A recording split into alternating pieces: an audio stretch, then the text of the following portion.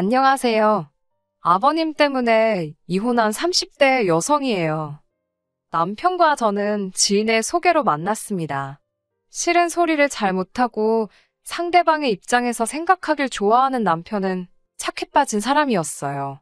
그런 남편의 성품이 좋아서 결혼을 약속했습니다. 저는 남편과 달리 싫은 건 싫다, 좋은 건 좋다 확실히 말을 하는 편이었는데 오히려 그래서 둥글둥글한 성격의 남편에게 땡겼던 것 같아요. 저희는 1년이 넘는 시간을 연애했고 부부의 영까지 맺게 되었지요. 결혼 당시 어머님은 혼자셨습니다. 아버님과 이혼이나 사별을 하신 상태는 아니었고 어머님이 아버님을 남편이 대학교를 졸업하던 시기에 내쫓으셨다 들었습니다. 원인은 아버님의 바람이었고 어디 계신지 모른다며 결혼식에도 부르지 않으셨지요. 남편도 이야기를 하면서 몇 번을 쪽팔리다고 했는데 동네에서 장사하는 아주머니랑 바람이 났더랍니다. 사실 아버님의 바람은 그때가 처음이 아니었고 어머님도 어느 정도는 이골이 나신 상태였기에 예전처럼 그냥 넘어갈 수도 있었을지도 모른다고요. 하지만 문제는 예전에는 동네 사람들이 알아차리기 전 어머님이 먼저 알아차리시고 소위 주변 정리를 하셨는데 그때는 동네 사람들이 다 알고 나서 어머님 귀에 아버님이 여자를 만난다는 이야기가 들려왔다대요. 어머님께선 이게 무슨 개망신이냐며 아버님더러 당장 이 집에서 나가라 하셨고 아버님께서도 이제라도 진짜 사랑하는 여자랑 살아보겠다며 진짜로 나가셨다고요. 이후로 몇 년 동안 연락이 없으셨기에 남편은 아버님이 어디서 객사라도 한 줄 알았답니다. 그런데 저와 남편이 식을 올리고 3개월쯤 되었을 무렵 그 아버님께서 집으로 돌아오셨어요. 어머님과 아버님 사이에 어떤 사연이 있는지 거기까지는 저도 잘 모르지만 부부의 연이라는 게 그토록 끊기 어려운 일인가 싶기도 하고 솔직한 마음으론 저런 남자를 왜 다시 받아주시는 거지 싶어서 도저히 이해할 수가 없었지요. 남편도 황당하다는 시기였어요. 몇 년 동안 어디서 소식도 없이 살다가 아무 일도 없었다는 듯이 돌아온 아버님이나 그런 아버님을 받아주신 어머님이나 솔직히 어머님이 아버님과 어떻게 사시든 그건 제 알 바가 아니잖아요. 며느리 입장에서 걱정은 할 수 있었지만 옳다 그르다 말 한마디 하기가 쉬운 것도 아니었고요.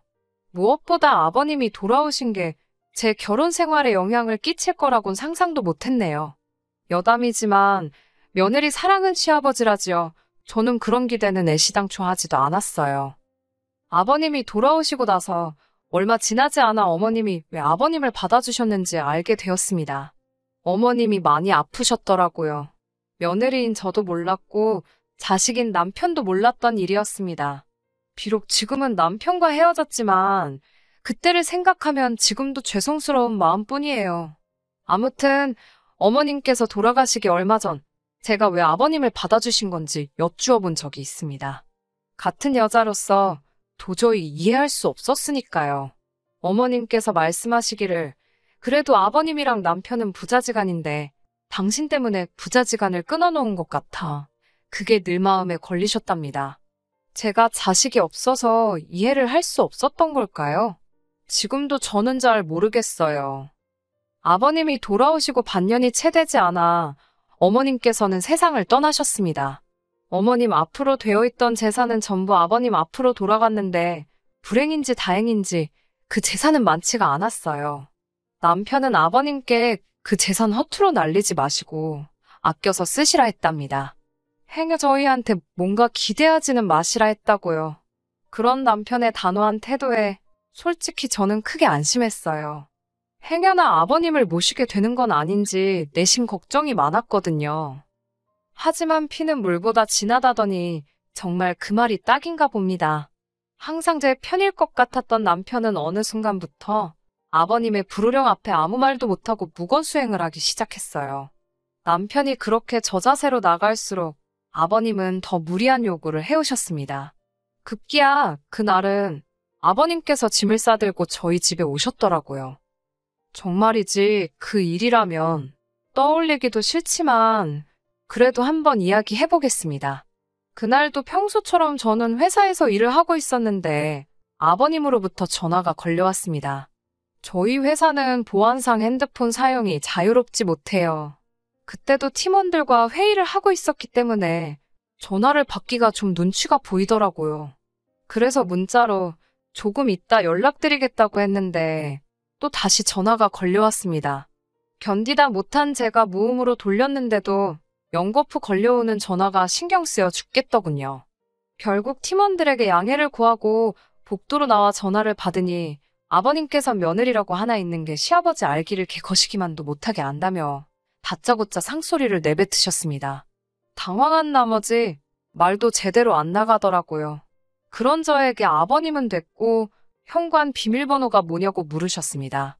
그건 왜 물어보시냐 하니 물어보면 대답이나 하면 되지. 시아버지가 묻는데 왜 네가 다시 질문을 하냐입니다. 제가 비밀번호를 물어보시니까 그런 거 아니냐고.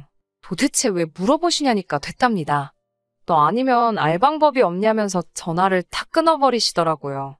기분도 나쁘고 걱정도 되고 이어지는 회의 시간에도 도통 집중을 할 수가 없었지요. 퇴근 후 집에 도착했다가 저는 기절하는 줄 알았습니다. 보통 남편보다 제가 1시간 정도 퇴근이 빨라요. 저는 9시 출근, 남편은 10시 출근이라서요. 당연히 저는 평소처럼 빈집을 기대하고 현관문을 열었는데 마음대로 꺾어 신고 다닌 듯한 남자 신발이 현관에 있었습니다. 남편 신발이 아니라는 건 한눈에 알아봤지만 그래도 남편 말고는 올 사람이 없었으니 의아해하면서 집 안으로 들어섰는데 아버님께서 트렁크에 러닝바람으로 거실에 계셨습니다. 황당해하는 저를 보신 아버님께선 너무나 천연덕스럽게 왜 이제 왔냐며 저녁 좀 빨리 차리랍니다. 당신 배고파서 돌아가시기 일보 직전이라나요. 제가 어떻게 들어오셨냐니까 이 집엔 뭐 너만 사냐 내 아들도 살지 그러시더군요. 솔직히 남편에게 연락을 하실 거란 생각을 못했던 건 아니지만 남편이 설마 비밀번호를 알려드릴 줄은 생각도 못했기에 너무 당황스러웠습니다. 저는 아버님 눈을 피해 남편에게 전화를 걸었어요. 지금 이게 무슨 상황이냐고 묻자 남편도 한 번에 알아듣고는 일단은 미안하다 하더라고요. 자기도 회사 일 때문에 바쁜데 계속해서 아버님이 전화를 걸어오시고 거기다 욕을 해대시니 방법이 없었다면서요. 남편이 어떤 기분이었을지 제가 모르는 바가 아니라서 일단은 알았다 했습니다. 이미 집안에 들어와 계신 분을 내쫓을 수도 없고. 하지만 환장하겠더라고요. 저희는 맞벌이를 하다 보니 저녁 식사는 간단하게 해결하는 편입니다. 자주 시켜 먹기도 하고 나가서 사 먹기도 하고요. 그렇다 보니 갑자기 오신 아버님을 대접해드릴 만한 메뉴가 있을리 만무했지요. 남편이 오면 외식을 해야겠다 생각하고 저는 저대로 방에 있었습니다. 솔직히 거실에 널브러져 계신 아버님 때문에 제가 있을 곳이 마땅치 않았던 것도 사실이에요. 이런저런 생각으로 머릿속이 복잡한 그때 아버님께서 안방문을 벌컥 여셨습니다.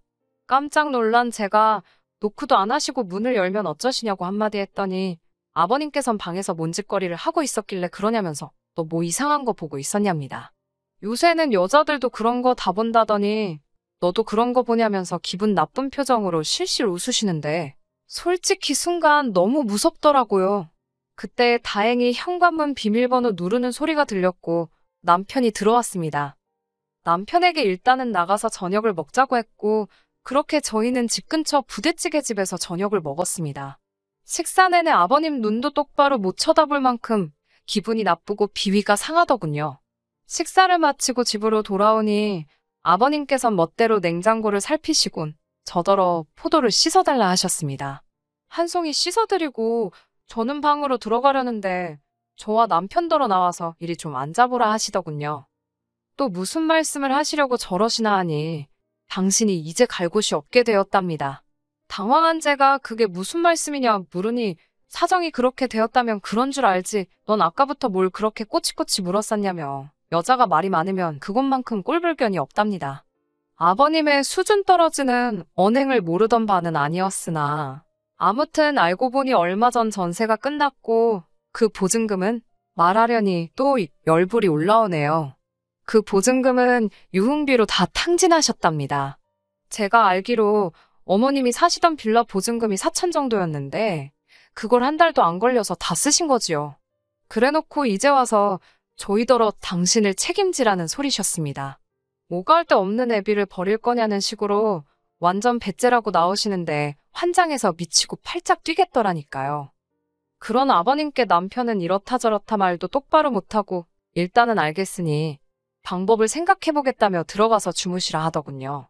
안방으로 들어와 남편에게 뭘 생각해보겠다는 거냐고 나는 못 모신다고 했습니다. 그러자 남편이 한다는 소리가 우리 결혼할 때 어머니가 도와주지 않으셨냐입니다. 어머님이 도와주신 이야기가 여기서 갑자기 왜 나오냐고, 그리고 어머님만 도와주셨냐, 나는 뭐 빈손으로 왔냐고 따졌더니 그런 뜻이 아니랍니다. 다만 어머님이 우리를 안 도와주셨으면 그 돈은 자연스레 아버지 몫이 되었을 거 아니냐는 신박한 헛소리를 하더라고요. 제가 남편에게 지금 제정신이냐, 무슨 소리를 하는 거냐 따지니 남편도 자기도 미치겠답니다. 어떻게 해야 하겠냐는 거예요. 어머님도 돌아가셨고 아버님만 살아계신 건데 그런 아버님을 그럼 내쫓냐고, 그래야 속이 시원하겠냐며 오히려 저에게 따지고 들더라고요. 장인어른이었어도 이러겠냐면서요. 결국 남편과 이렇다 할 결론을 내리지 못하고 나를 샜습니다. 아버님은 개의치 않고 안방까지 들리게 코를 골며 주무시대요. 속도 편한 양반이시다 싶었지요.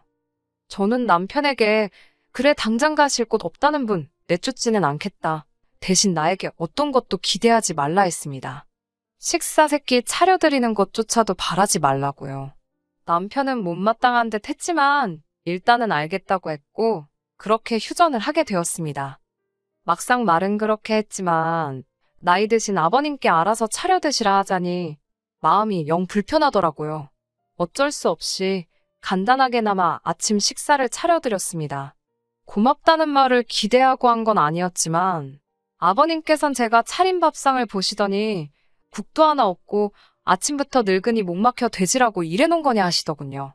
저는 그래도 나름대로 신경 써서 좋은 마음으로 해놓은 건데 욕이나 먹으니 기분이 좋았겠어요? 드시기 싫으시면 마시라 하고 치우려더니 냅두랍니다. 시애비가 한마디 했다고 뽀로로 성질 부리는 꼴 좀 보라나요. 출근도 해야 되고 아침부터 영양가 없이 짐 빼기도 싫어서 간신히 눌러 참았어요. 그렇게 3일 정도 지났을 무렵이었습니다. 퇴근하고 집에 왔는데 아버님이 안 보이시더라고요. 어디 외출이라도 하셨나 생각하고 안방문을 열었다가 기절하는 줄 알았습니다. 아버님이 속옷 차림으로 저희 침대에 누워 계시더라고요. 민망하고 낯뜨거운 상황에 저도 모르게 고개를 돌리고 아버님 지금 이 방에서 뭐 하시는 거냐고 소리를 질렀습니다. 그러자 아버님께선 당신 방이라고 준 방은 갑갑하시답니다. 그러면서 이참에 당신이 이 방을 쓰고 싶다고 방을 바꿔 쓰자 하시더군요. 어처구니가 없는 아버님의 말씀에 그게 무슨 말씀이시냐고 어떻게 방을 바꿔 쓰냐고 물었습니다. 엄연히 저희는 이 집 주인이고 부부이고 두 사람이니 큰 방을 쓰는 거고 아버님께서는 냉정하게 말하자면 손님이시니 작은 방을 쓰는 게 당연하지 않냐고 물었어요. 게다가 결혼할 땐 아버님이건 어머님이건 모시고 살게 될 거란 이야기도 없었고 솔직히 합가를 해야 될 거라곤 생각지도 못했거든요.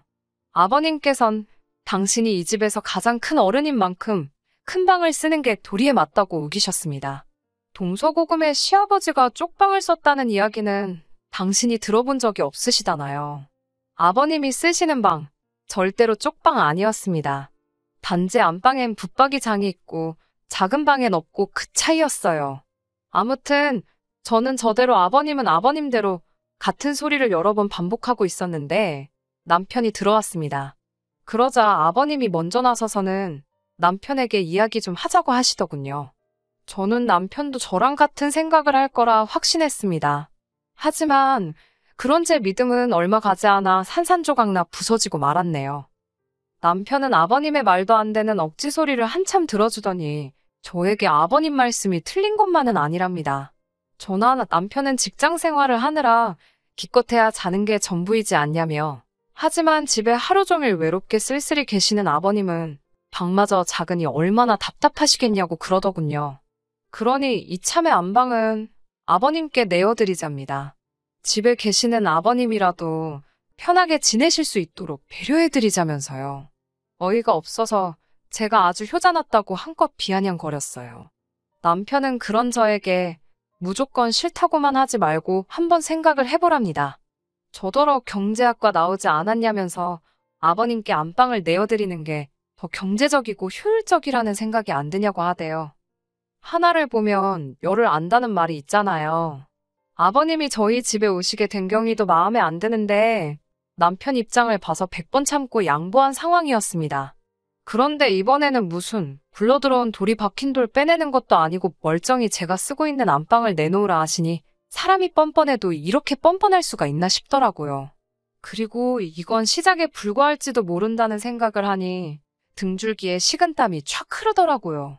똥을 꼭 찍어 먹어봐야 할 필요는 없다 생각하고 남편에게 마지막으로 속마음을 털어놓았습니다.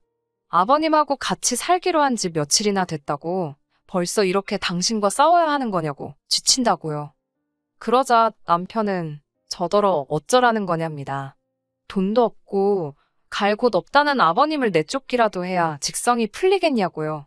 이 와중에 저를 더 열받게 한 건 아버님이 보여주신 태도였습니다. 차라리 좀 미안한 척이라도 하고 계시면 저도 부모가 있는 자식 된 입장에서 아버님께 그렇게 모질게는 하지 않을 거예요. 하지만 아버님은 남편이 말 한마디 할 때마다 더 기가 사셨는지 역시 내 아들 옳은 소리만 한다는 둥, 저같이 독한 여자랑 사는 아들이 불쌍하다는 둥, 그리고는 급기야 남편에게 하신다는 말씀이 밖에 나가면 괜찮은 여자가 발에 채이게 널렸는데 절 내보내고 당신이랑 둘이 살잡니다. 살림도 안 하고 기만 센 여자 데리고 살게 못 된다나요. 그 말을 듣는 순간 시쳇말로 꼭지가 돈다고 그러지요? 제가 딱 그랬습니다. 내가 무슨 좋은 꼴을 보겠다고 양보를 해서 아버님을 받아들였는지 분통이 터지더군요. 남편에게 더 말할 것도 없다고 아버님 말씀대로 어디 가서 좋은 여자 있나 한번 찾아보라 했습니다. 이혼하자고 하면서 혹 달린 이혼남에게 어떤 얼빠진 물건이 들러붙을진 모르겠단 말도 잊지 않았고요. 그제서야 남편은 혼자 대신 불쌍한 시아버지가 서운해서 말을 좀 헛하신 건데 그걸 이해를 못해서 이혼 소리까지 하냐며 저더러 너무한다고 어디 지나가는 사람을 붙잡고 물어보라대요. 흔쾌히 그러라 했습니다. 한번 모르는 사람들한테 귀에서 피가 나도록 욕을 먹어야 정신을 차릴라나 싶어서요.